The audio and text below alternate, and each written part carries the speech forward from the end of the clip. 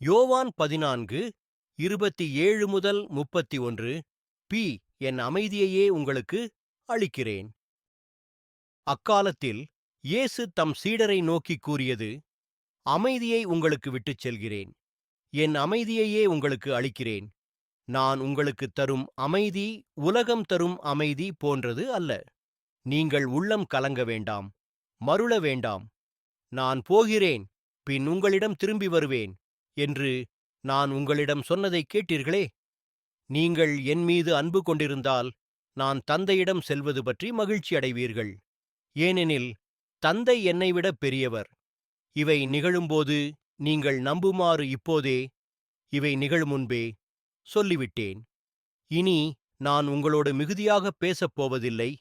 ஏனெனில் இவ்வுலகின் தலைவன் வந்து கொண்டிருக்கிறான். அவனுக்கு என் மேல் அதிகாரம் இல்லை.